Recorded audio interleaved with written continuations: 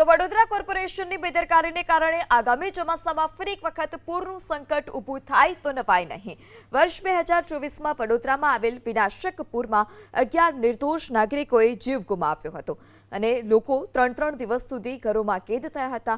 તે સમયે સ્થિતિની ગંભીરતાને જોઈ મુખ્યમંત્રીએ વડોદરાની મુલાકાત લીધી, 1200 કરોડના પેકેજની જાહેરાત કરી, જે અંતર્ગત વિશ્વામિત્રી રિવાઇવલ પ્રોજેક્ટ હાથ ધરવામાં આવ્યો। પરંતુ કોર્પોરેશનની આળસને કારણે પ્રશાસન અત્યાર સુધી રાજ્ય સરકાર પાસેથી 1200 કરોડમાંથી માંડ 220 કરોડ મેળવી શક્યું છે, જેમાંથી ફક્ત 180 કરોડના જ કામ થઈ શક્યા છે। વડોદરાની મધ્યમાંથી 17 કિલોમીટર સુધી સર્પાકાર પસાર થતી વિશ્વામિત્રી નદીને ઊંડી અને પહોળી કરવાનો આ મહત્વાકાંક્ષી પ્રોજેક્ટ હાલ અત્યારે અધ્ધરતાલ છે। આજની તારીખે વિશ્વામિત્રી નદીનું કામ માંડ 40% થયું છે અને 60% કામગીરી હજુ પણ બાકી છે। કે અત્યારે તો જે પ્રમાણે આગાહી છે એ પ્રમાણે 2-4 દિવસમાં વરસાદ પડવાની આગાહી છે। હવે હાલ પૂરતું આપણે જે જોવા જઈએ કે કામગીરી પૂર્ણ તો થઈ જ નથી, તો હવે એ જે 2024ની પરિસ્થિતિ યથાવત જ રહેશે, અમે તો એ જ કહીએ છીએ।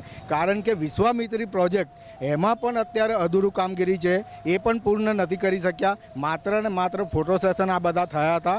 હજુ હાલમાં પણ હજુ તો આપણે જોઈએ કે પ્રી મોન્સૂન કામગીરીના નામે તો શૂન્ય જ છે। પરંતુ આ વડોદરા મહાનગરપાલિકાના અધિકારીઓ કામ કરવામાં નીરસ દાખવી રહ્યા છે। ક્યાંક ને ક્યાંક હાલમાં 2024માં વડોદરા શહેરને ડૂબાડવાનો એક પ્રયાસ કરી રહ્યા છે તેવું દેખાયું છે। નાલેતુજારો અને રાજકીય ઓઠા હેઠળ જે દબાણો થયા છે એ દબાણો ગ્રીન ઝોનમાં થયા છે। તમામ દબાણો સત્વરે તોડવાની જરૂર છે। જો તમને નાગરિકોની પ્રત્યે લાગણી હોય તો આવા તમામ દબાણો તોડી નાખવા જોઈએ। વિશ્વામિત્રી નદીની જે કામગીરીના બણગા ફૂંકવામાં આવે છે એના કરતાં અડધી પણ કામગીરી અત્યારે હાલ પૂરતી થઈ નથી, એ વાસ્તવિક પરિસ્થિતિ છે।